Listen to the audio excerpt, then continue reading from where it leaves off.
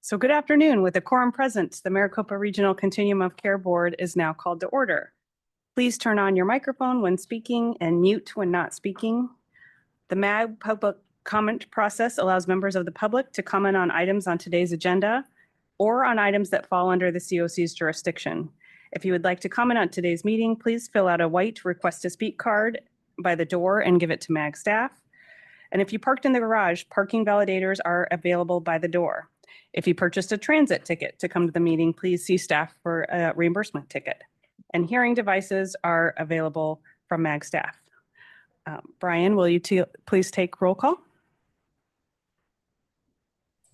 My pleasure. Letitia Brown Gambino. Tim Birch.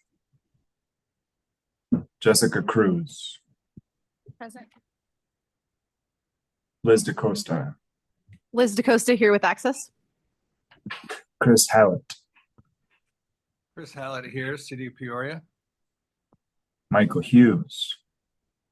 Here with a new leaf. Jessica Raymond. Charles Sullivan. Charles Sullivan with ABC Housing. Sienna Valdez. Cricket Witherington. Danielle Wright. I'm here, Brian. It's Cricket. Hi, Cricket. Danielle Wright. Danielle Wright, Arizona Coalition to End Sexual and Domestic Violence. And co-chair Rachel Milne. Rachel Milne with City of Phoenix. And co-chair Vicki Phillips. Okay. Thank you, Brian. The next item on the agenda is the call to the audience. This is the opportunity for the public to comment on items that fall under the Continuum of Care Board that are not on the agenda or that are on the agenda for discussion and not for action. 15 minutes will be provided for the call to the audience agenda item unless the committee requests exception to this limit. And today we do have one public comment. Richard Southey, if you'd like to come up to the table to the presenter spot, and then we've got 3 minutes set aside, and I will give you a little warning when we get to 1 minute. And if you could just turn on, thank you. Thank you. As many of you know, my name is Richard Southey. I know most of you, but if you don't, I'm here today as a community member, not in an official capacity. I'd like to just shine light on what I can only describe as an impending crisis, if not a current one, going on with what's happening in our family system right now. For those of you that aren't aware, family entry into emergency shelter is managed through the service priority list, which is managed by the Family Housing Hub. On October 1st, 2022, that list had 200 families on it. On October 1st, 2023, it had 196 families on it. On Friday, it had 360 families on it. At a time when we typically see the number of families waiting for emergency shelter declining, we're actually seeing it increase to the highest we've seen it since COVID, if not before. Families are presenting in places in our community where they don't normally present, such as the Keys to Change campus, where it's not safe for small children to be at. And the lack of emergency shelter and resources for our family in our community is actually resulting in it impeding on the processes that exist elsewhere in our system. This is actually causing dysfunction beyond just a lack of emergency shelter. As a family program director and as a co-chair for the coordinated entry committee, I have no mechanism I can pull, no action I can take, nothing that I can specifically do within the positions I hold to address this. This is not something a single individual can fix. This isn't something a single organization can fix. This problem is beyond the scope of the processes that currently exist in our system, and it is getting out of control. If 300 families showed up in the zone tomorrow, we would have another lawsuit on our hand. There would be news crews out there looking to figure out what's going on. The fact that they are hidden on a list does not change the fact that this is bad in a way that I don't have the words to describe. When I'm sitting in meetings and the leads for my coordinated entry committee is going, well, we manage families, but the best we can do is we ask your staff to not send families to Keys to Change, there's something wrong. I don't know what to do at this point. And so I'm here today to ask for two very simple things. One, some mechanism needs to exist within our continuum, and I'm very surprised it doesn't already, or when crisis occurs, the people that are in positions that they can see this crisis are able to bring it to you. Being able to do this through this mechanism doesn't seem official enough. Something needs to be able to be done. And when that process exists, I'd like it to be activated in response to what's happening with families right now. Most simply put, the people that respond to these problems do not have an ability to respond to what is happening right now. And so we are looking to you as our community leaders to give us something to do, to call to action the community, funders, and people that can make a difference in this and make something happen, because it is entering a point where it's not sustainable.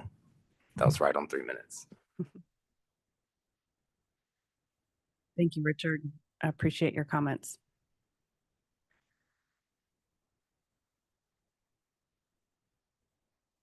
Oops, there goes my timer. Sorry. MAG staff, perhaps we can plan a follow-up or perhaps put on the agenda for the next meeting to ask the Family Housing Hub to come and give us an update, and then something for all of us to think about. That number is just really staggering. Thank you, Richard, for bringing that to our attention. Item number 3 on the agenda is the approval of the consent agenda.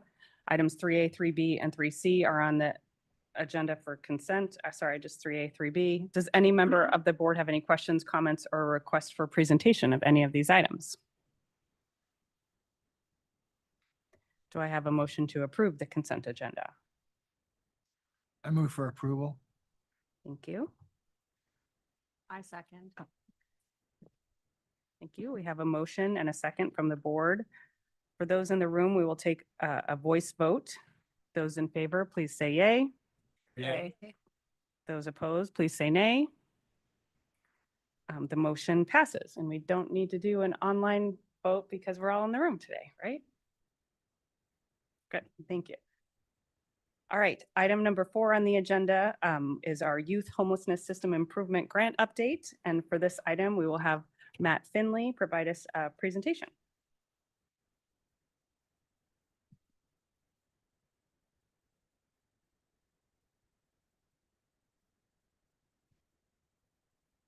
Thank you, Co-Chair Milne, members of the board. Today, we wanted to give you an update on some of our youth initiatives that have been ongoing. So to start, I just wanted to remind everybody on the Youth Homelessness Systems Improvement Grant. I presented on this grant, I believe, back at the end of June. And this is a grant that we have been awarded. So as a refresher, this grant is focused on systems level improvement for the youth system. HUD has defined youth for this grant as anybody under the age of 25.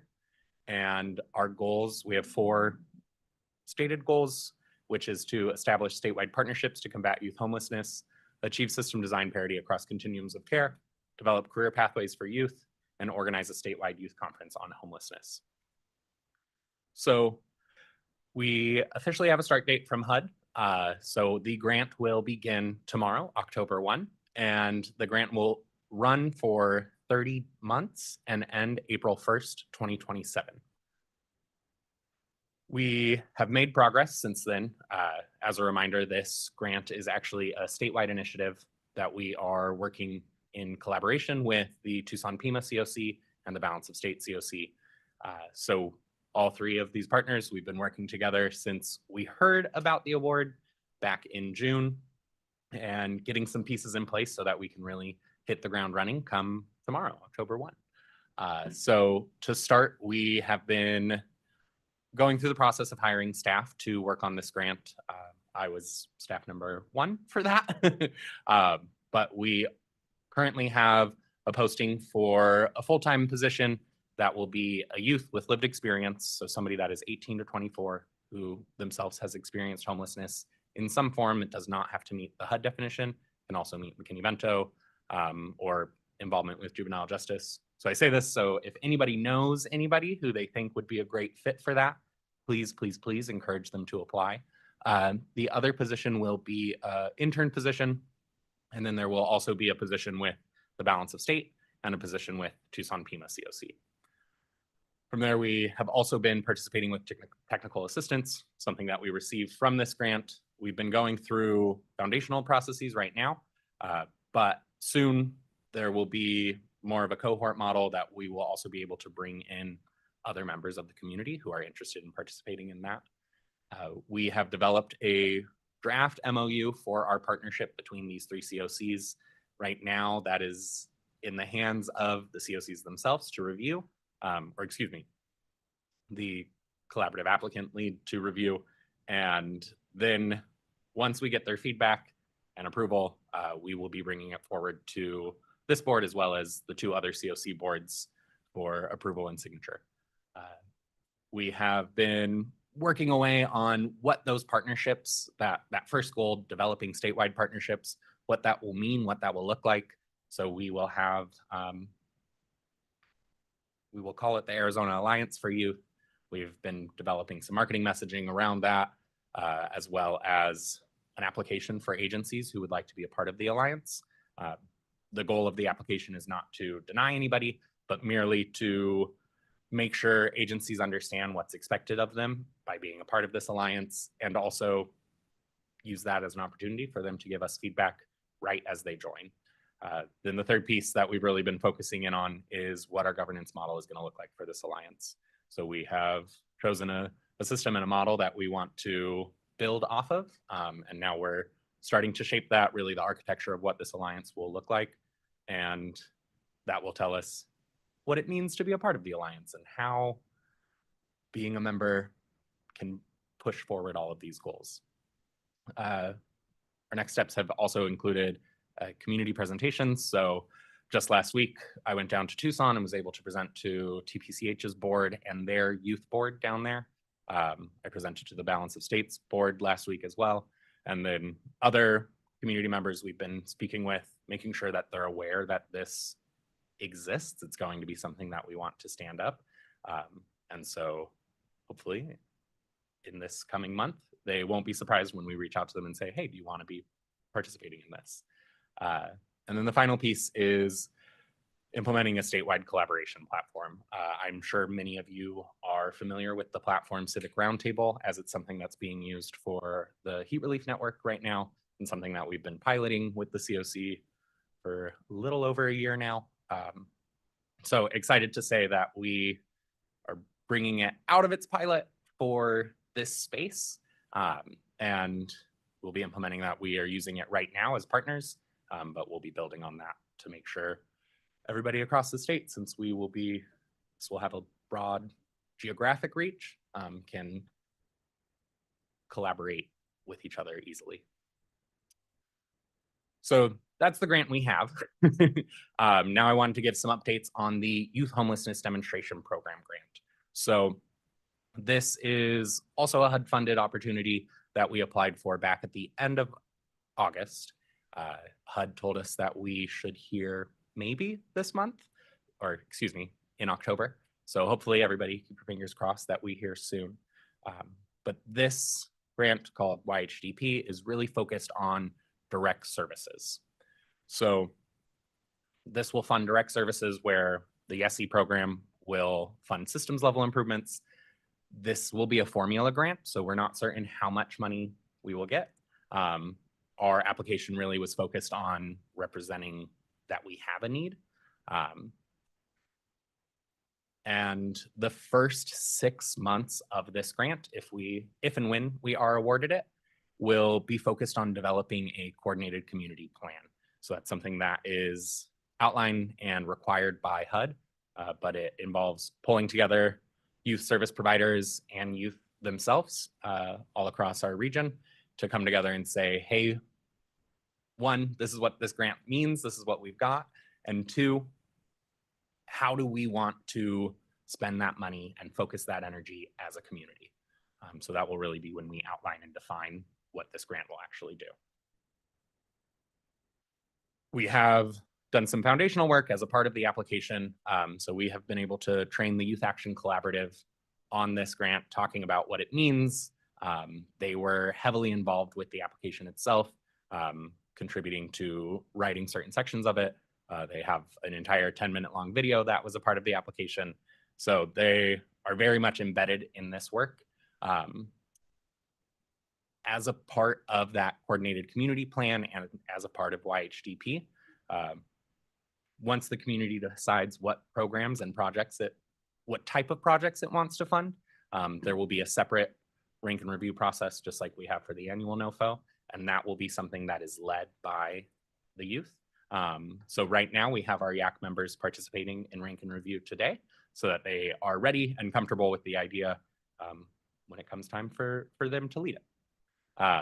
And then the final piece of foundational work has been just engaging youth service providers, making sure that they know, A, that this is something the region has applied for, and B, that they were given many opportunities to give feedback for that. We hosted several community conversations, some synchronous ones, some asynchronous ones to try to see people that aren't able to go to a live session.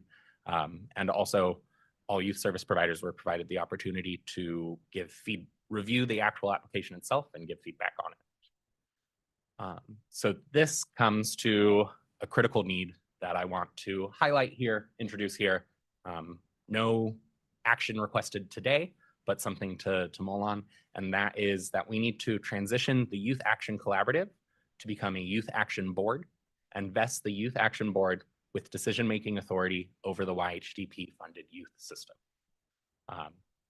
So this comes from both of these grants that I've highlighted. One is that the YESI requires a well-defined youth system that is led by youth. And it also requires that youth are empowered with decision-making authority over policies and procedures that impact the youth homeless response system. Then YHDP also requires very similar things, requires that youth are leading this youth system and that youth hold decision-making authority over YHDP funding and YHDP project monitoring. That is something that is implemented in every YHDP community. Our closest one is Tucson, and it's something that when they received their YHDP funding back in 2019, they vested their youth board with similar authority. So just to kind of give an example and a comparison with our board here, we see that we have a couple different funding sources. We have our annual NOFO, our YHDP, our YESI funding. That all goes to the COC as a whole. And then this would pull the funding that is the annual NOFO sitting with the COC board having oversight of adults and families, and then YHDP and YESI funding being pulled into the Youth Action Board and having oversight over that youth-specific system. And so really kind of sharing parity in decision-making authority. And also similarly, just how we have a youth member that sits on our COC board, the goal and hope would be to have a COC board member sit on the Youth Action Board as a representative. So again, this is just to introduce this concept. We are not requesting any action today. Our next steps are going to be reviewing our COC charter to really identify what those changes mean, what that looks like, what language we would be wanting to change, and how that youth collaboration would play into our charter. Then in 2 weeks, we will have completed that review, and the goal is to send you all a briefing on that to give you guys enough time to really look it over, see if you have any questions, anything that stands out, and then to vote on these charter amendments in October at our next COC board meeting. So with that, I'd like to open up to any questions, but I also know we only have so much time here, so I do have a QR code up there. If anybody would like to really have an in-depth conversation about this, pick through whatever questions you've got. You can schedule time with me on my calendar that works for you through that code. With that, turn it back to you, Co-Chair. Thank you, Matt. Nice job. Matt, Sorry, go go ahead. I had a couple questions. Yeah. So at the first grant, after the 30 months, what is what is supposed to be in place or what next? Yeah, good question. So a lot of different things. One is that I think the biggest thing of note is that we should really have a defined youth system that looks the same across our three regions, across our three COCs. That second goal is to have parity with Tucson Pima and with balance of state.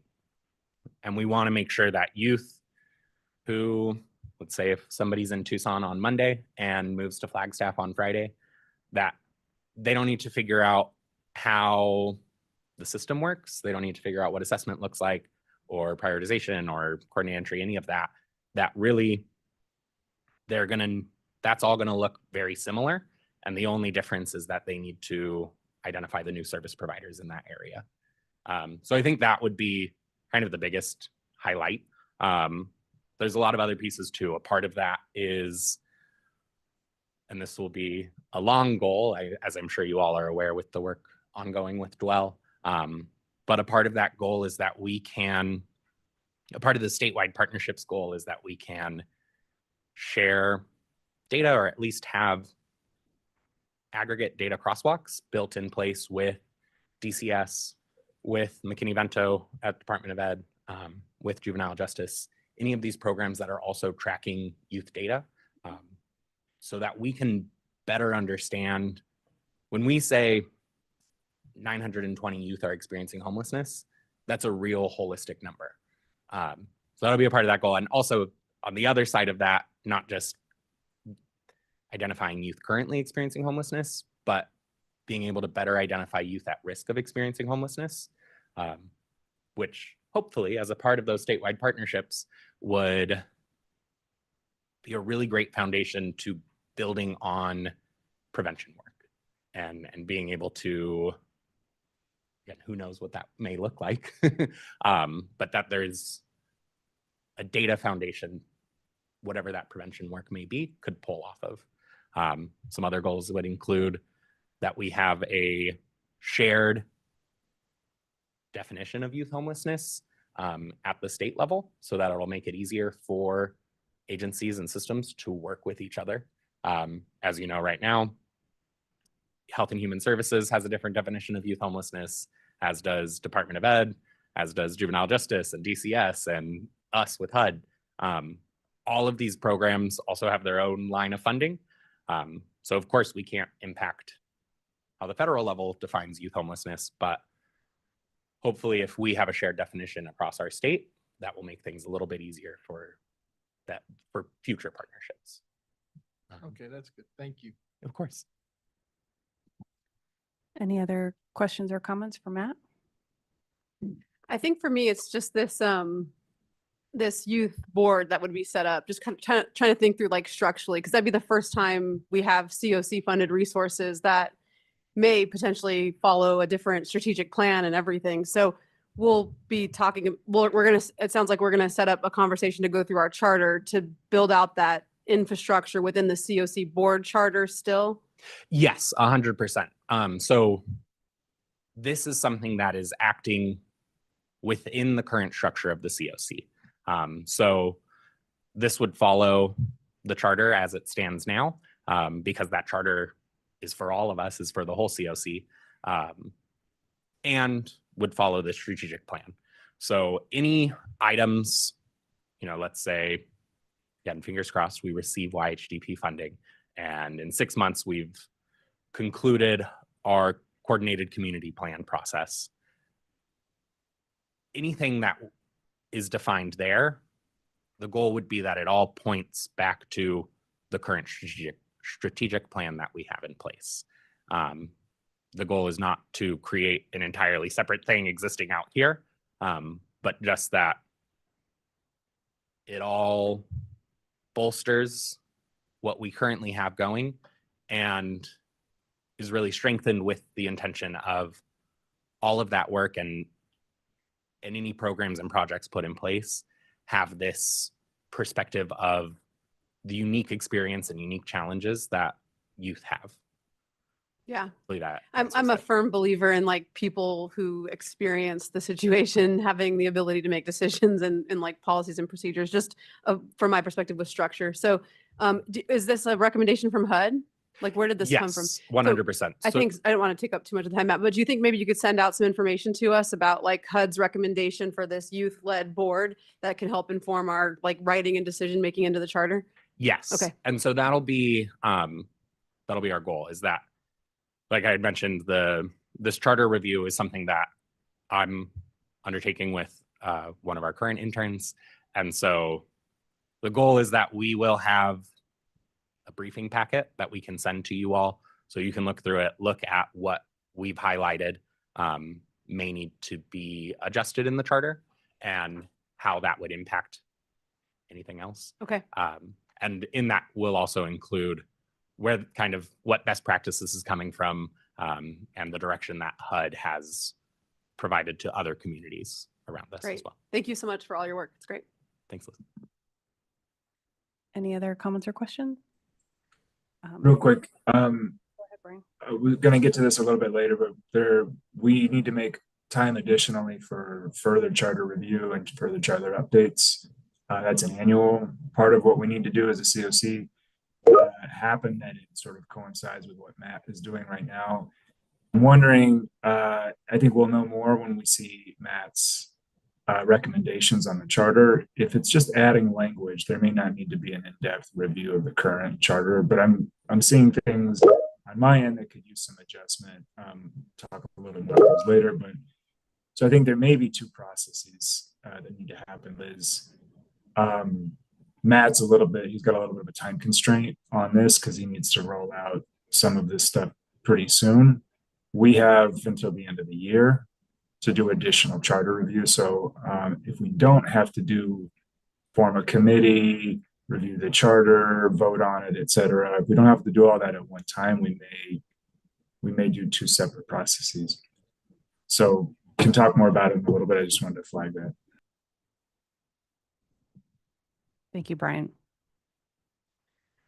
All right, moving on to agenda item number 5, the Arizona Housing Coalition legislative update. Thank you, Nicole, for being here and talking to us a little bit about your latest 2024 legislative priorities.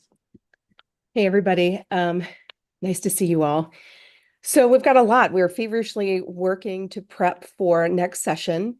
I wanted to lay out for y'all what we're doing and what we're trying to stack so that we can move forward, and that to contextualize or at least put some structure around our priorities. So what we're trying to do before session, ideally no later than December of this year, depending on some of the calendars, we are hosting an Advocacy Unleashed session, which is a workshop session in person at the Capitol, where we're going to give anybody that attends, and members are certainly welcome, just some education on the basics of advocacy. We're also going to have the launch of our Republican Housing and Homelessness Caucus. A couple of people have asked me why I'm focusing on Republicans. We have lots of Democratic friends. Eventually, it will just be the Housing and Homelessness Caucus, but we wanted to start intentionally with Republicans so that we can shore up support and reclaim some of the narrative. We are also, for new lawmakers in December, going to be hosting a Housing and Homelessness 101 session in order to debunk any narratives that they might get once they join their respective political subdivisions. And then finally, we'll be shopping for sponsors for our the 3 bills that we'll be running, and I will get to those in just a moment. Once the session begins, we are going to be hosting a day at the Capitol very early on. We have requested January 23rd. This is going to be a little different than we've done it before. We are going to be inviting our members to come and table. We'll have lunch, and then we'll be facilitating small group meetings with lawmakers. And for those people that are interested in meeting with lawmakers, we'll host in a room inside the Capitol a brief advocacy orientation and hand out talking points. So what we are prioritizing next session begins with the renewal of the Department of Housing. It's up for its sunset review. I will be sending out an email in the not so distant future inviting members to put together on their letterhead really letters of support for the Department of Housing and the importance of continuing to support and ensure that it does not go into sunset. We're also going to be running renewal and expansion of the state LIHTC. It is set to sunset 2025 as well. So it's really important that we get that expanded. We are running the Yes in God's Backyard bill. And then finally, and arguably most importantly, or very importantly, is a homelessness response bill. Some of you did participate in our initial stakeholder sessions. We've hosted 3, one in partnership with Valley of the Sun United Way, one rural focused, and then another urban focused, to really turn the cube to see what kind of legislation we can run to respond to our growing crisis. Instead of finding ourselves in a defensive position responding to legislation that is not necessarily helpful in response to our growing crisis. So for those of you that participated in the stakeholder sessions, I really appreciate it. What we're doing now is we're looking through all of that feedback and trying to identify something that we can run that will be able to pass in a bipartisan way and provides a common sense alternative to other legislation that might be run. I think it's really important that everybody understands that when we're at the legislature, really the political subdivisions and the narratives are really hard to combat unless we can kind of meet in the middle and address some of the concerns. And so what we're hoping to do with this homeless response legislation is really think about and address some of the valid concerns that have been articulated. And some of those concerns, to my mind, come from, and I'll intimate something that Richard said when he had his public comment, is the number, if I crosswalk the number of beds that we have available across the state, it numbers at about 5,600, but the number of people in the pit count is over 14,000. So we're egregiously short in emergency beds. And then what happens, I think, is that the visible homelessness grows. And then that turns into a narrative that our interventions don't work. And really what it boils down to, if I'm pretty reductive about it, is we have inadequate resources to meet the moment. And so people start writing stories about what's working and what's not. And what I want our homelessness response legislation to do is acknowledge there's no amount of money the state can appropriate this session that's going to solve the problem in its entirety. But B, we can demonstrate that if we get something, we can do something with it that does produce measurable results. So that is the state of the state, and I am happy to answer any questions anybody might have. Thank you, Nicole. Any questions or comments for Nicole? Nicole, this is Mike Hughes from A New Leaf. Question I have, your comment about we are in such desperate need of emergency beds. Do you have an opinion or some thoughts on, it seems like funding for emergency shelters is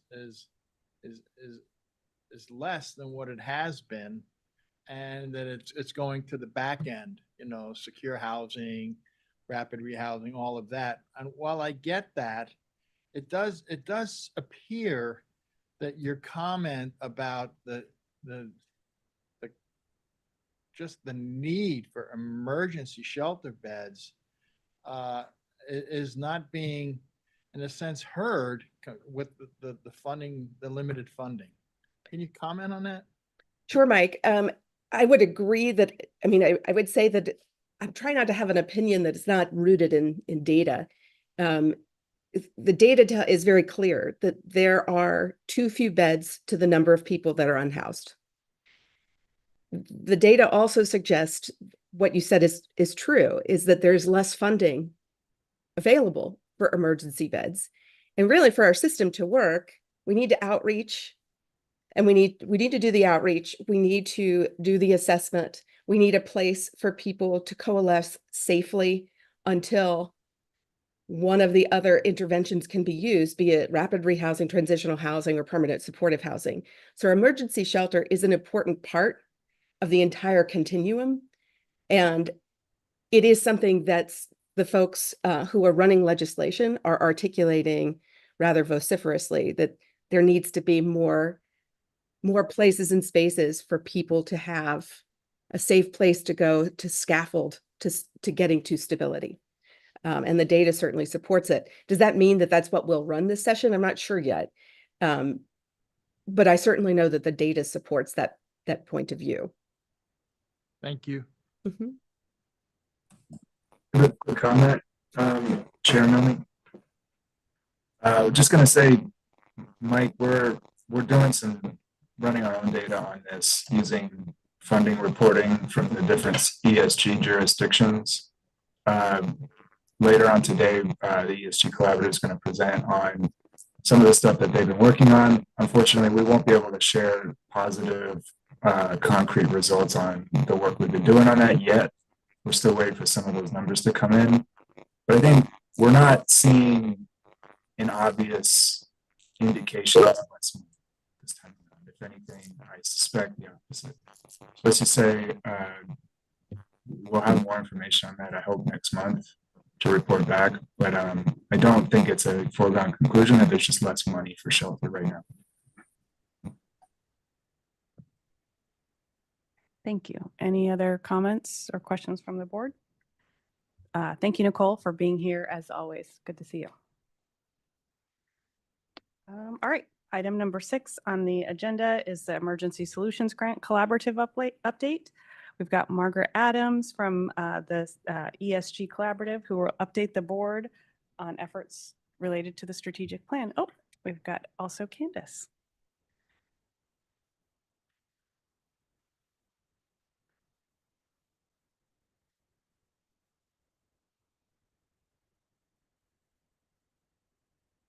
Thank you both for being here.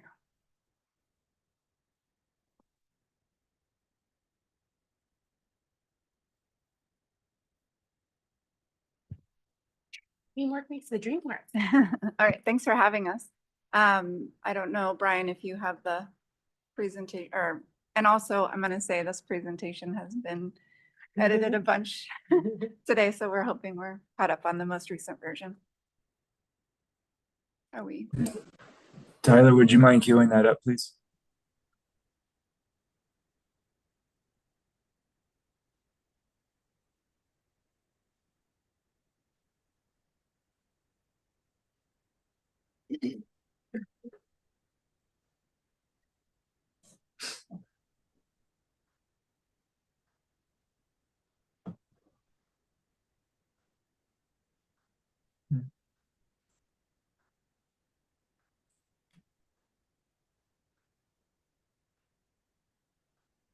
Okay.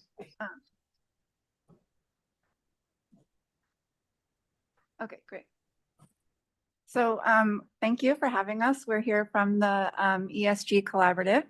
I'm here with my colleague Candace, and we're going to talk a little bit just about the collaborative and the things we've been working on, and sort of hopefully get some deepen our relationship with the board a little bit, I guess. So this is our membership, and the ESG Collaborative is made up of all of the ESG grantees in the region, and also includes the Department of Economic Security, which is the recipient for the state. So the mission of the ESG Collaborative is really, as it sort of says, we're a group that is trying to foster collaboration and coordination of our ESG funds paired with the Continuum of Care funded services and performance outcomes. The ESG does require, the ESG grant actually does require that all of the recipients participate and coordinate with the Continuum of Care, but they don't really prescribe sort of how that happens. And so our goal has really been to sort of do a lot more to sort of foster that collaboration across the different municipalities in the region to help us not only coordinate better with COC funded projects, but also to achieve regional and municipal goals. So just to continue on with that, you know, we are a big region. We have a lot of municipalities and several ESG grantees, along with the other jurisdictions in the region. So we all have regional goals, and also our local jurisdictions have individual goals or unique goals related to their specific strategies. And we also sort of look at not only just ESG funding, we spend a lot of time talking about ESG grant administration and things like that, but we also, as Brian mentioned, you know, we look at a funding matrices that looks at community development block grant funding that our municipalities are using, home grant funding, general funds, and all of the other funds that our municipalities are putting into homelessness programming in the region. And because the continuum of care funds don't pay for emergency shelter activities, that's another real critical reason, as Nicole and Richard and everyone has mentioned, emergency shelter is a critical activity. And here's some of the tasks that the ESG committee have been tasked with, to be redundant, within the strategic plan, which is to maintain temporary housing availability and ensuring continued funding support of available shelters, creating standard operating procedures amongst shelter providers, shelter funders, and of course, plan for the upcoming key events such as the Access 1115 waiver and ending of the American Rescue Plan funding, which is, you know, our COVID cliff that everyone is, you know, gearing up for. A lot of that money, if it hasn't been exhausted already, is coming to a head. So what are some ways that we can help plan for that as we move along?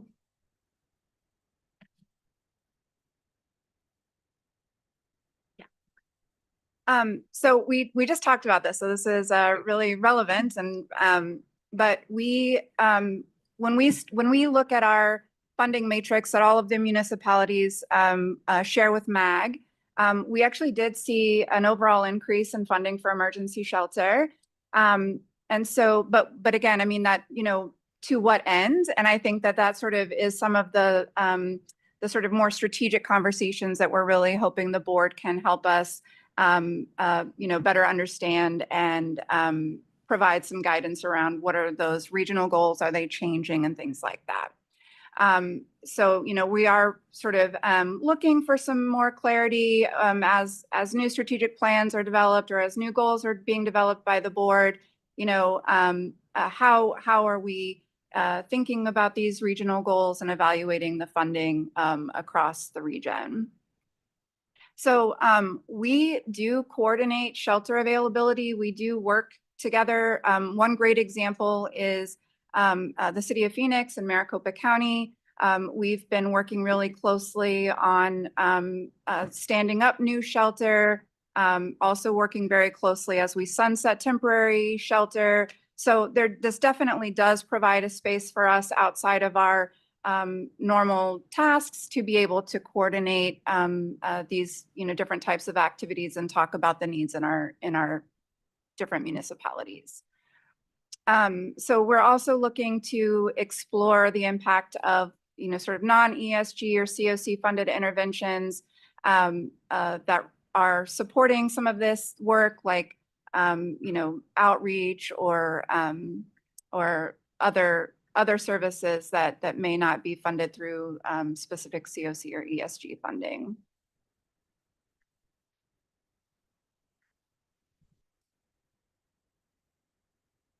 So some of these standards, a lot of the ESG funders we find are supporting a lot of the same organizations with similar activities.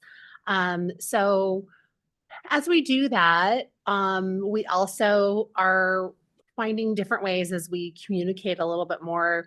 How can we help with the administrative functions, not only as a grantee, but as a subrecipient?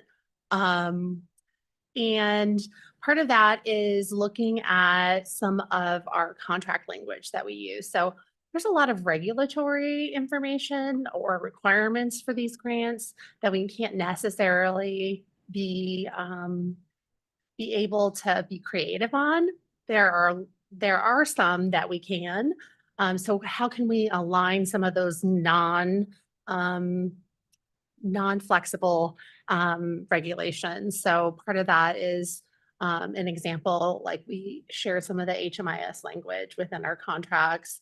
What are you requiring for reporting? A lot of what we're hearing from the funders is, well, this region or this municipality requires this, you don't require it. So what are some ways that we can collaborate more so that we can make it less burdensome for our funders?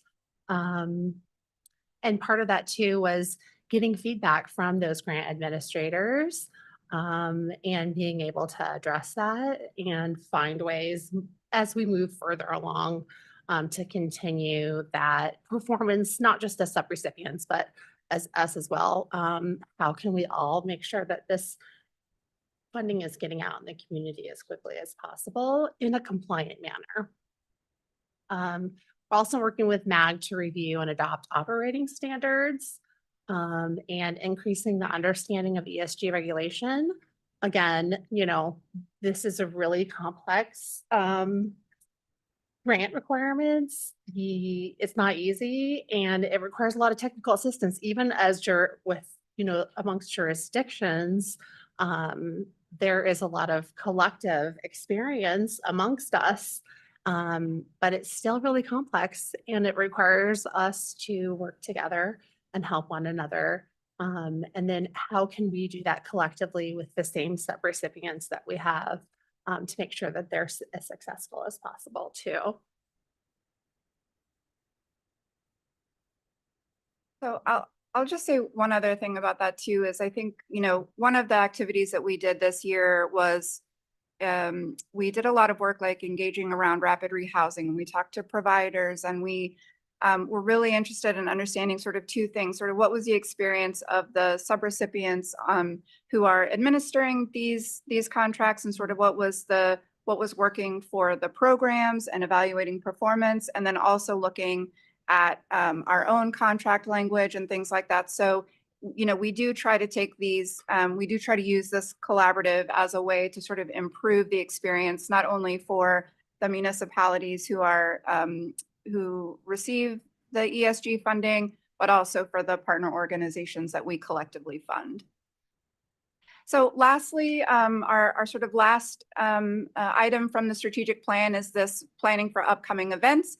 And this specifically names the Access 1115 waiver and the American Rescue Plan funding. So we are, again, sort of, you know, some of the activities that we're doing around this and that we are discussing in our group are certainly these regional operating standards. As those get developed through the other committees and other entities within the continuum of care, we will certainly be looking for, you know, reviewing those and making sure that those are things that align with ESG grants and things like that, and that those are things that we can ultimately adopt. Our goal, of course, is, you know, most of the municipalities anyway, our goal really is to adopt as many of these regional standards into our contracts as possible and to align with the regional goals to the extent we can. Also, the City of Phoenix is piloting a project with Access on the H2O waiver. So we're excited about sharing that. And then as far as the ARPA funding, you know, this is something that we know that I think MAG is probably going to be having, and the board, I'm sure, will be having different conversations around this related to the funder jurisdictions, you know, making those you know, sort of looking at their own resourcing and timelines and things like that. So certainly, I imagine that those conversations are going to be continuing, but we will be looking for more direction from the board and hopefully more coordination with the board. Happy to take any questions if anybody has any. Otherwise, I have a couple. oh yeah. Can you hear me? Oh. Okay. Sorry. I don't think my phone will make out in loud music all of a sudden. So I think we'll be good. I have two questions. The first one is, What are the processes around ESG for getting input from lived experience and providers in the, about how you're doing planning across like your grantee? And secondly, can you say anything more about what you're doing with the H2O waiver, like what that could look like, with the H2O project, what that could look like? Sure, I can say a little bit. So each municipality actually does through the ESG, like there's like a CAPER process and all of those things that happen. That's where the public input happens. So there, we don't have a mechanism, although we would love one, to like have you know, some sort of relationship with other committees on the board. Right now, that's been at an ad hoc way, but for ESG, that all comes through the public comment period with the jurisdictions themselves. As far as the continuum of care, we don't have like a formal process in our ESG collaborative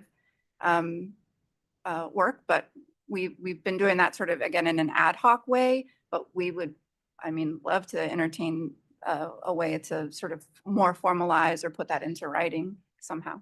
When you're doing your general input process and public comment, is there any specific activity towards lived experience outreach in that process? I think that would vary by jurisdiction. Okay, just something maybe to, Yeah. I think I'm saying like, it would be For great to sure. hear back on how that's being incorporated For into sure. the Yeah. planning process for those dollars. And I think those are great recommendations that we can take back to the collaborative, and then the collaborative can take to their jurisdictions. It's not always the same people who are doing the consolidated planning that are in the ESG, that are managing the grants specifically, but I definitely think that there can be more coordination there. Absolutely. And did I miss the H2O thing? No, Okay. you did not. So, and I don't, would welcome Liz to say anything about this, but we are really excited about having a pilot with where the city of Phoenix is allocating some housing choice vouchers. And so our hope is that we'll be able to sort of step through the H2O referral process and figure out how to provide an ongoing rental subsidy once the temporary subsidy through access expires. So that's just in its infant phases, and we're just getting that launched. And of course, Liz, if you want to add anything to that, but. I'll just like a ton of support, not only in the fact that you all have, City of Phoenix has dedicated these resources to the H2O initiative, but also in the actual planning phase of it, right? So we want to try to develop a seamless way where members are in their housing and they are able to access move on strategy without needing to come back into a public housing authority, fill out a new application, have a new inspection done on their apartment. So City of Phoenix is always participating in all of our discussions through our Housing Service Accelerator partnership, participating in our roundtable discussions with our HUD partners to help us figure out, well, what are the pain points that the city would be experiencing if they were to accept a different application or inspection process, to help us really try to inform what our process will be for implementation. So I think that's just what I would Yeah. share is And I support. think though, the reason that it sort of fits in with the ESG collaborative conversation is that as these things happen, whether it's the development of the operating standards that align with access and the COC, all of these things, the more we are having these conversations at the ESG collaborative, it allows the municipality to sort of have more information, bring these things internally, bring them to their PHAs. And so hopefully the idea is that we're able to scale these not only regionally, but statewide. Morgan, I have a comment, perhaps, I don't know if you can help us, but a challenge we have, and I would imagine other agencies have that also, is this premise of a regional approach. And so what happens is, yeah, great, it's a really regional approach until an agency has to go before a city. And the first question they ask is, how many people did you help from the city of Mesa? And then it turns into us trying to defend a regional approach position versus, well, why should we fund you if, or fund you as much if you're only taking 40% of your shelter or 30%? And then what happens is we're having to debate with the regional approach versus who you're helping in our backyard. And it becomes a very challenging issue for the agencies where then coordinated entry comes into play. Well, you better, city of Scottsdale, for instance, if, you know, you don't want to, oh, well, we didn't serve enough people, so we're not going to fund you. And yet we're taking a regional approach. And somehow we advocate the terminology, but the city people have a tougher time when they're trying to defend to their city council that we're taking care of people in our own backyard when some of them are not seeing that's the case. So it's a real struggle, and anything you could do to advocate the Maricopa County or the regional approach to this would be greatly appreciated. I Am I think, making sense? yeah. And I think that that's really what we're seeking also, the board's support around as well. I think we sort of are trying to bring, you know, those ideas into our conversations. But yeah, that's above our. Yeah. It's just a tough But no, position to be in. appreciate it. is, Yeah, yeah. appreciate that. Yes, for sure. I want to jump in here. So yeah, thank you so much for coming and thank you for all of your work. I do think if we look at our strategic plan, we have like an execution issue here of like us executing upon our goals. Because we have our governor's interagency council on housing and homelessness, and they just met.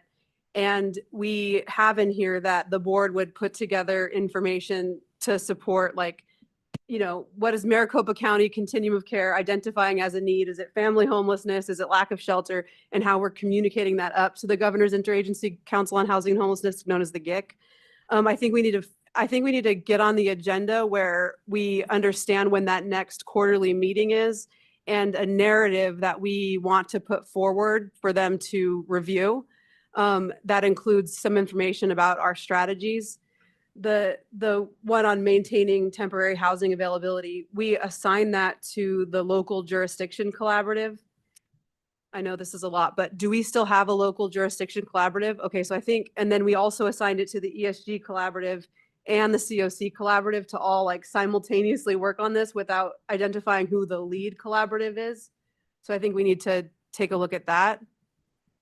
Because I would like us to try to get it assigned to the COC collaborative as taking lead so that you and the local jurisdiction are communicating your work in progress up to them. But ultimately, like, we have one source of collaborative information that we're going to try to understand where we're at with the strategy.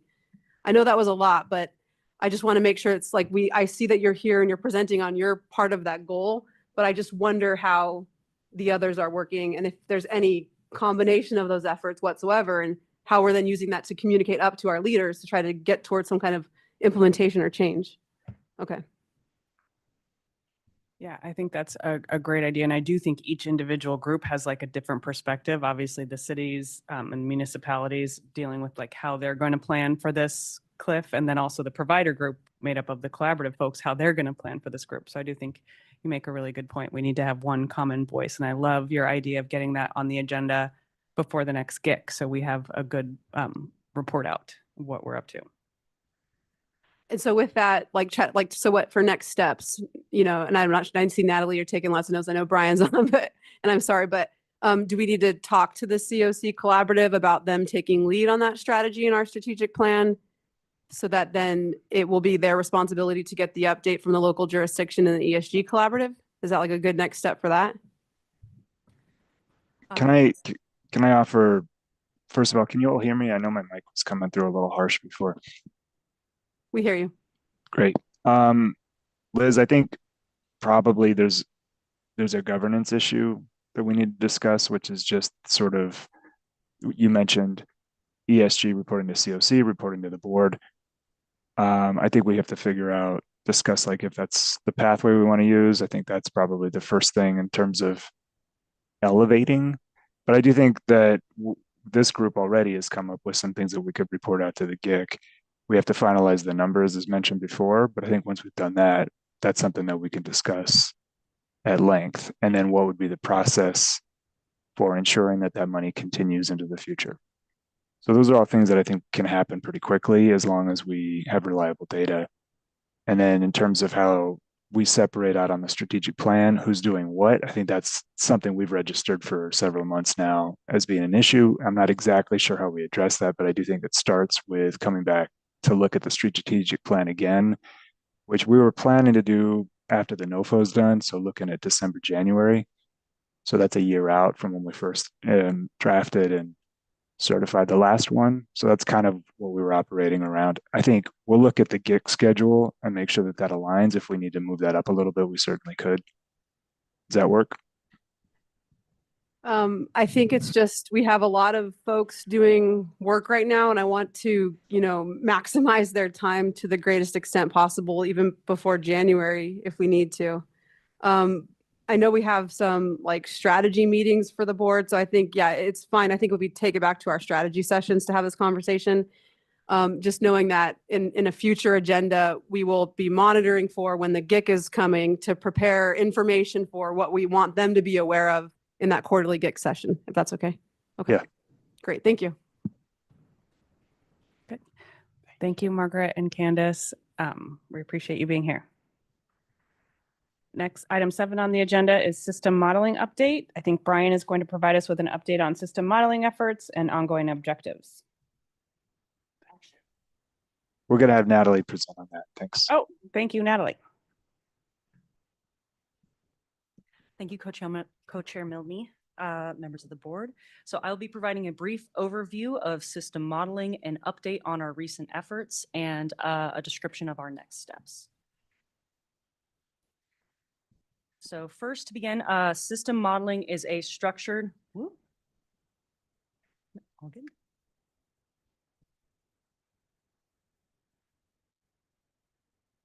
Keeping us on our toes. It's good. We're going to stay awake.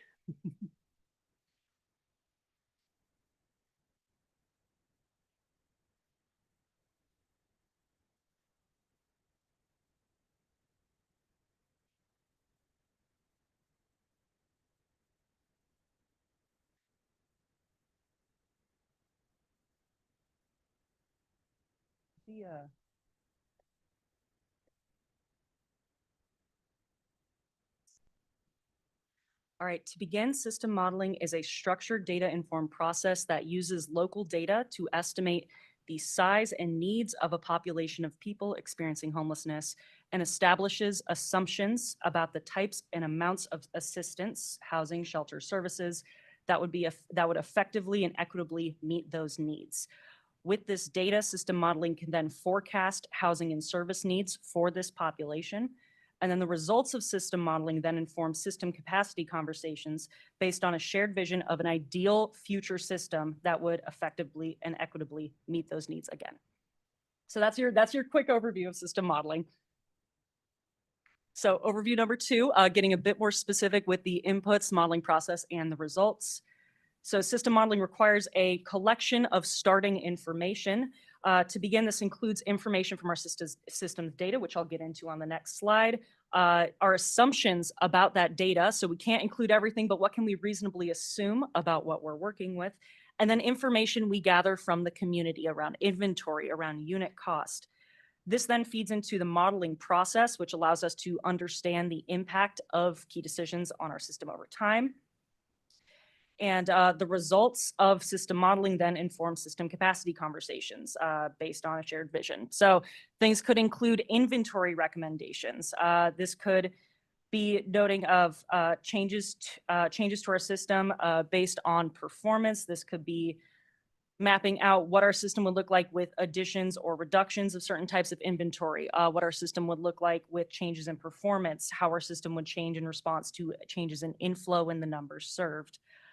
This could also involve creating cost projections based on our system. So what would the impact be if we received an influx of a certain type of intervention? What would this look like year over year? So not just as a snapshot, but as a process over time. Another way that communities use system modeling is through performance benchmarks.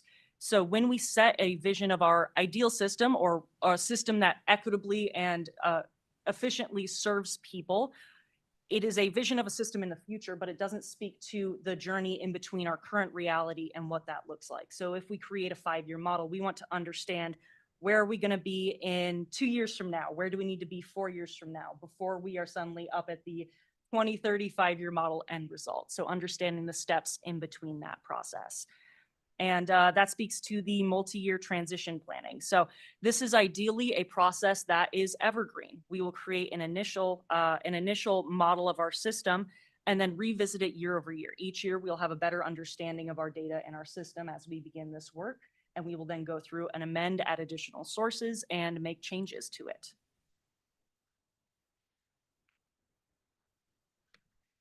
So speaking a bit more about the components of system modeling, HMIS is our primary resource. It holds the wealth of our information. It includes information on system flow, inflow, outflow. It includes data from the longitudinal systems analysis. It includes information from Stella P, which is a resource available through the HUD Exchange, and that speaks towards pathways. What type of projects are people in our system using? What is the most common flow of individuals of certain groups? We'll also be using the point in time count and the housing inventory count, as well as the by name list to understand the needs and appropriate interventions of individuals. Based on this information, we'll also be making informed assumptions around unit costs. So this will also involve working with community providers to understand not just how much, what is the cost per intervention based on your grant, but in general, what is the operational cost? What does it realistically cost our system to provide X type of intervention based on how programs operate, so we can better understand that. We'll need to make informed assumptions around unserved households. So not just people who are in HMIS who do not receive services, but who are we not reaching in our system? So who is the group that we are not speaking to, who are we are not working with at the moment, and understanding that population. And then identifying pathways to include in the model of our ideal system. So not everybody's journey through our system is going to look the same. Not everybody enters the same projects in the same order. So it's understanding what are the most commonly used ones that will benefit us the most if we include them in our modeling to better understand the flow of our system.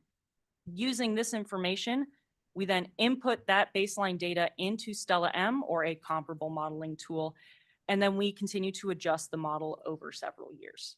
So this involves setting some initial information like initial inflow, initial exits from the system, pathway information such as performance of given pathways. What is the average rate of permanent housing exit for people who travel from emergency shelter to transitional housing to rapid rehousing through other comparable pathways as well. So that is information that we will include in this process.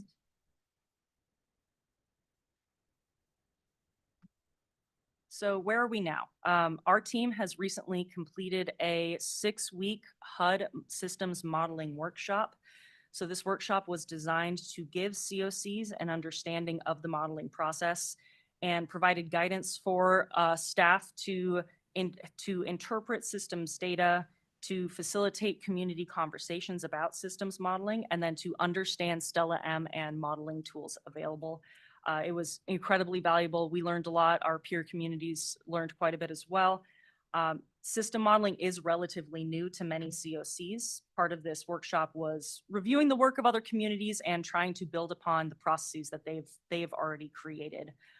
Since then, we have also been working with HUD TA to plan our path forward for system modeling. We are trying to figure out what is an achievable first step for our community to take, knowing that we do not necessarily have to dive immediately into the deep end, but can work on building a solid foundation with a reasonable amount of, with a reasonable scope.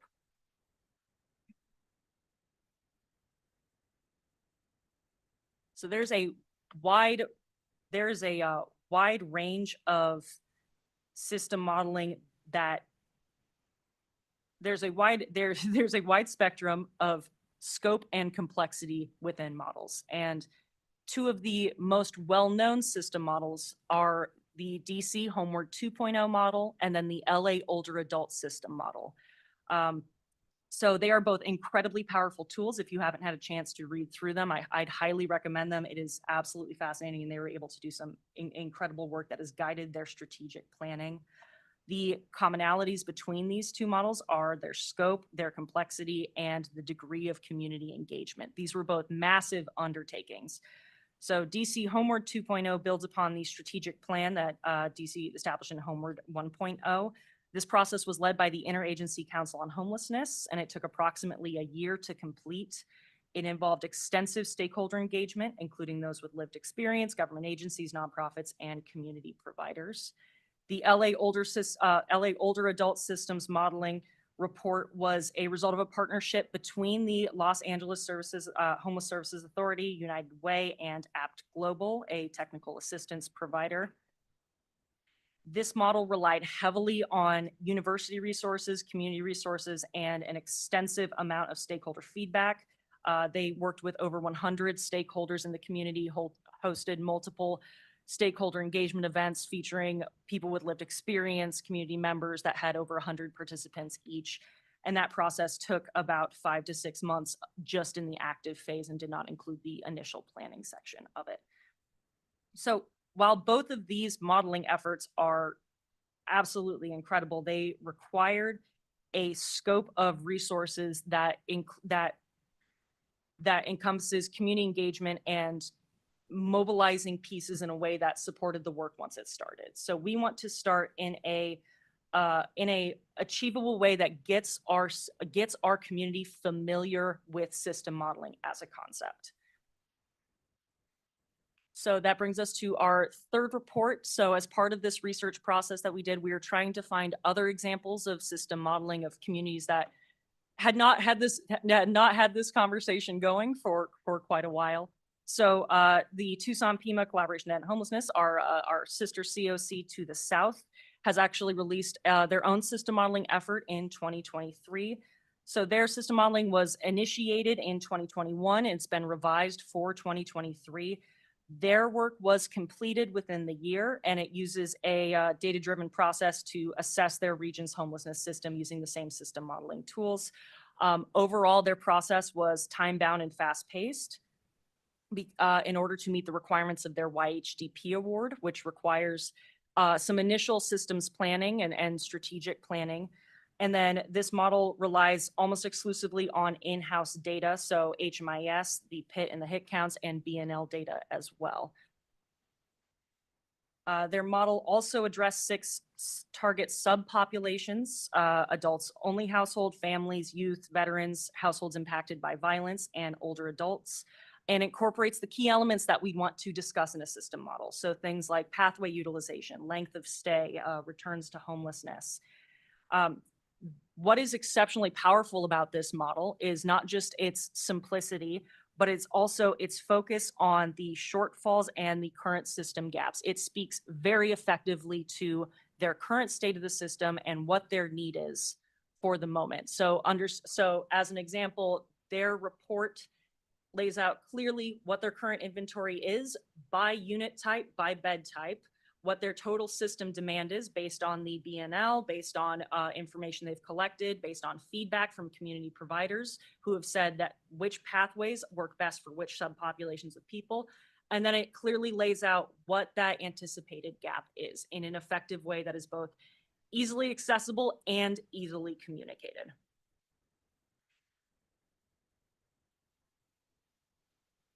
So discussions with TA have led us to believe that the easiest way into this work, that would be a good first step, would be to build a model on the same framework as TPCH's initial model. So with a goal of creating a solid modeling foundation for future work. We have a lot of incredible resources at our disposal here in our community. We have ASHAC, we have other groups, we have the Lived Experience Collaborative, which can provide a lot of key feedback. And we want to make sure that we can incorporate those results upon a framework that we can continue to modify and update year over year. So our main goals of this process are: number one, to draft a system model and gaps analysis by the end of 2024. That is our goal, is to create something quickly that can meet these needs at an altitude that allows us to effectively do this work. We want to start the conversation on creating a shared vision of an ideal system, knowing that that's a constant conversation. People are always going to be involved. The strength of large-scale system modeling conversations are that they envision a truly innovative and ideal system, and that's something that we want to build the space for, is to build these community engagement sessions where people can come up with ideas on the interplay of different services, on unique pathways that don't exist in our system yet, finding something that can serve people in a way that our current system might not. And then our third is aligning efforts to support statewide coordination. So there's a huge strength in parity of language, in aligning of language. So we have visions. We've been working with TPCH and discussing with them that having comparable language across our system modeling efforts would be a huge boon to not just our strategic planning, but also to assisting advocacy agencies, to having larger conversations about the need of affordable housing in Arizona as well.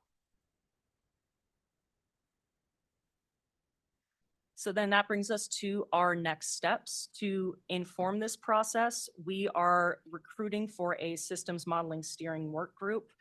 So this group would be time-bound and fast-paced. The main intent would be to make recommendations and provide feedback on the modeling process. And then this group would also review and interpret results at different points across the modeling process. So we would be collecting information, bringing it to this group, and then informing some of these conversations with surrounding assumptions, surrounding limitations of it, acknowledging what is fitting in our scope right now versus what do we want to include in the future. So once this group has been created, we will engage our remaining technical assistants to draft that model because we still have some left. Yeah. So that is the system modeling blitz presentation. We are hoping to kick this process off pretty soon, and we are actively seeking people who are interested in this work, who want to learn more, and who want to have conversations about it. So if you have questions or you want to discuss further, I am more than happy to answer any questions. So thank you, Coach Chairman. Thank you, Natalie. Quick question, how are you recruiting for that work group? Right now, we are recruiting by interest. So if you send us your information, let us know and we'll go through. Okay, thank you. Questions or comments? Nice job. Thank you, Natalie. I'm sure you're going to get a lot of interest in your work group. And just to be clear, you're not just looking for board member, you're looking for folks from the entire community, correct? No, and we would prefer to have a mix of people as well. Great, thank you. All right. Next item is item number 8, formation of another work group to review proposed COC planning grant expenditures. Brian. So many work groups. Yeah, I had some concerns about dropping this many work groups in one meeting, but we're getting toward the end of the year. Got some things we got to take care of. This one's important because we have a little bit of extra money that we have not spent through the planning grant. So there's some discretionary funds that we get every year that we typically budget for, we exhaust them, in sort of in due course of the work that we do. We had a little bit extra money this time around. We've got ideas about how to spend that money down. Has to be spent down by the end of the year, so December 31. But we would like to get the board's feedback on that, and I think probably the best way to do this is just to have a small group that could talk to us about what some of our thoughts are, and then present back as soon as possible. Now, if we can get that together to meet one of the 4 scheduled ad hoc board meetings, I think we've sent you invites for one on the 7th and one on the 10th. Those are both related to the rank and review process. But what I was hoping is we might be able to shoehorn in a vote on this funding in the middle of the month using one of those. If that's not possible, then we'll schedule it for October 30th, 31st, whenever our final board meeting is. But in the meantime, I need at least 3 board members, and I would like to conclude that today if possible. So Brian, you're looking for 3 volunteers today. So right now, 8, like at this very moment. Okay. Are there 3 board members that want to volunteer to be on this work group that is going to meet before October 7th and have to talk about money that we need to spend before the end of the year? I believe MAG staff has sent us meeting invites for October 7th and 10th for the NOFO process. That's correct. Yeah. And so what I'm hoping we'll have extra time on the 10th because that should be a short meeting. This is Cricket. I'm perpetual, whatever you need me to do, but I also don't need to do everything. So if anybody, I don't feel like you're going to hurt my feelings if you fill it with other people. Okay. Well, that's helpful. Thanks. I'm going to write down your name. I don't know if I'll be here next month, so. Yeah. Today's Okay. my last meeting, unless I'm renewed. Okay, Chris, we'll put that one. I'll put you on hold. I'll come back to you if we need to. Thanks for that. I appreciate it. You would have been my first choice, just so you know. Brian, Whoa. Brian, this is Jessica Cruz. I'll go ahead and volunteer. Thanks, Jessica. I will as well. This is Danielle. Hey, Danielle, thank you. Okay. All set. Perfect. Okay. Anything else on item number 8?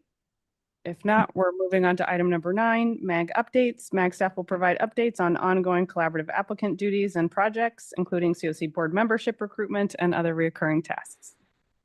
Thank you, Co-Chair Milne. We've got our charter review as mentioned before. A couple things that just have come up in the course of doing membership updates. You know, we want to make some minor changes to the charter. Just one notable example, it doesn't specify where in the charter we should be recruiting the membership selection committee, neither for the board nor any of the other collaboratives.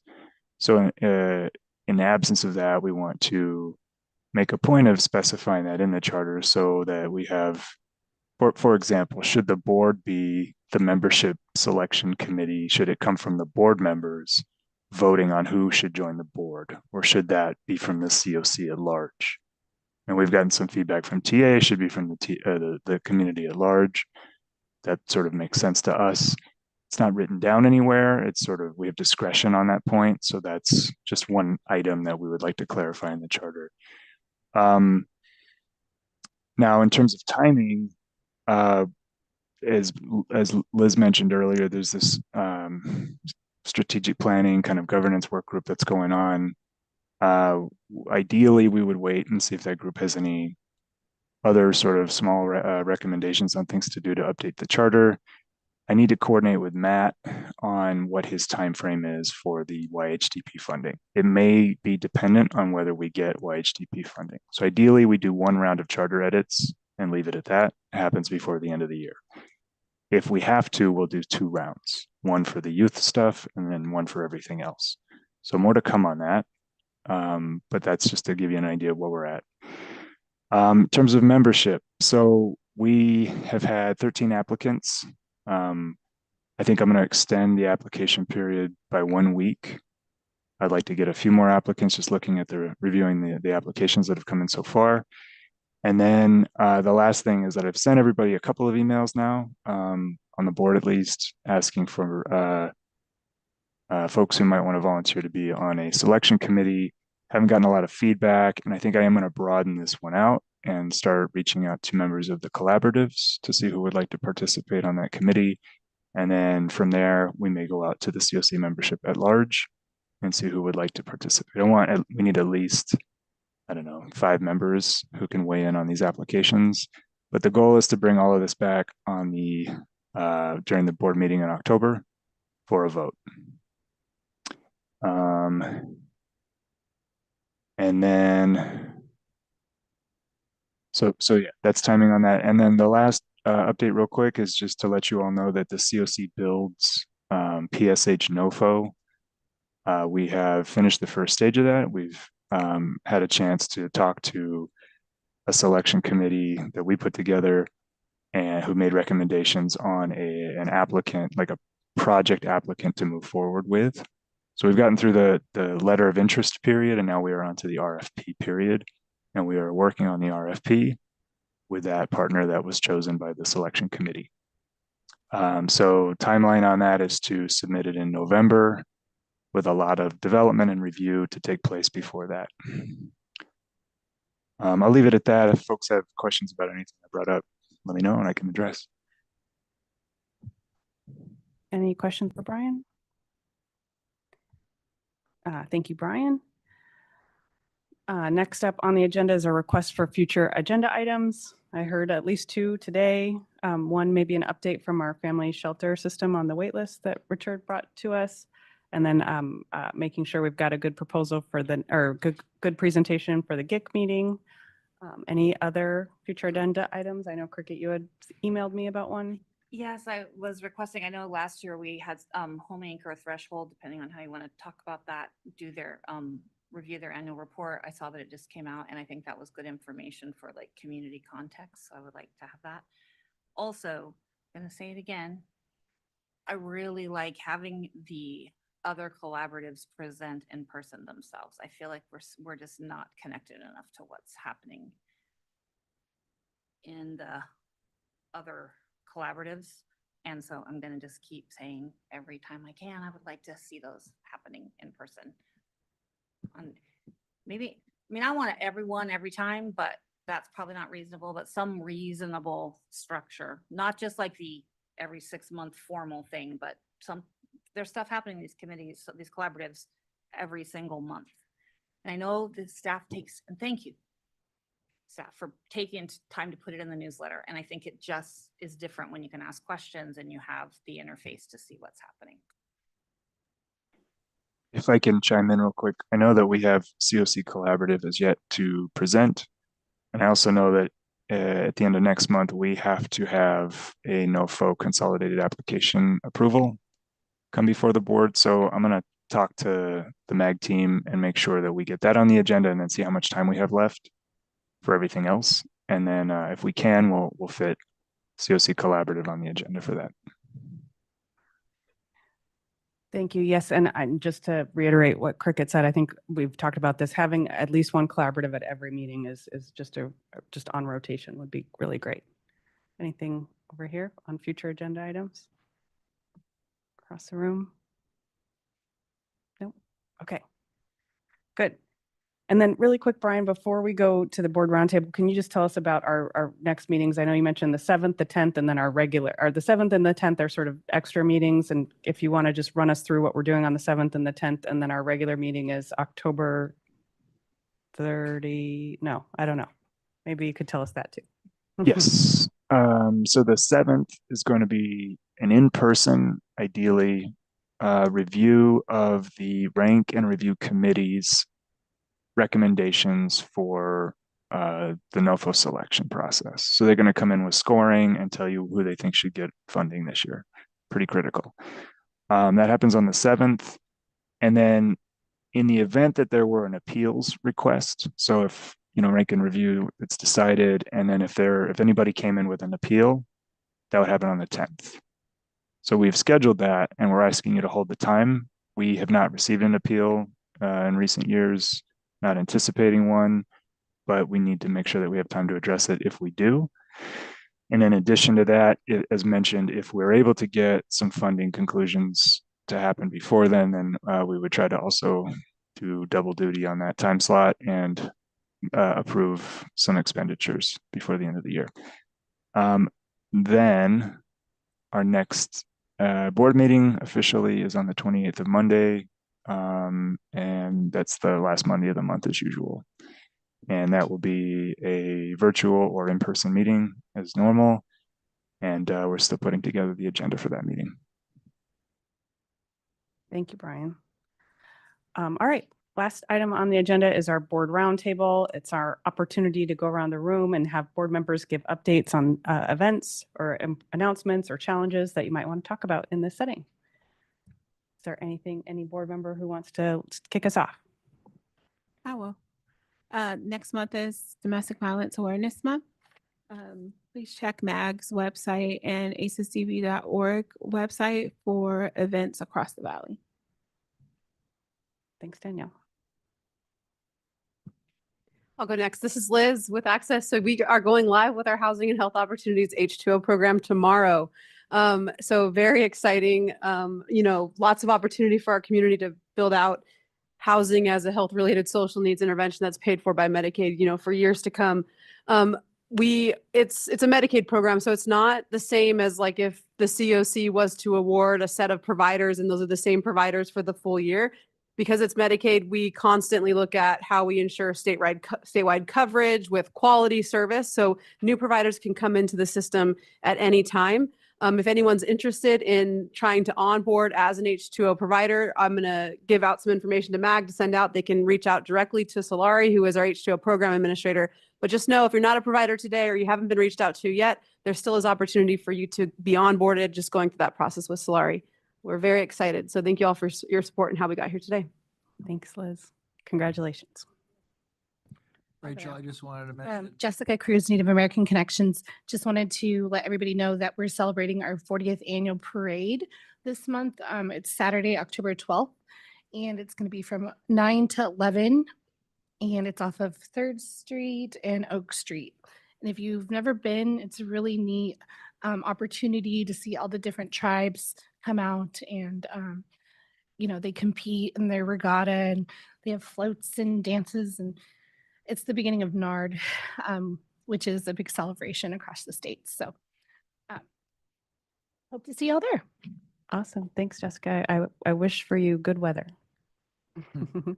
Just wanted to mention tomorrow morning, we'll be breaking ground for 30 additional housing units behind the East Valley Men's Center.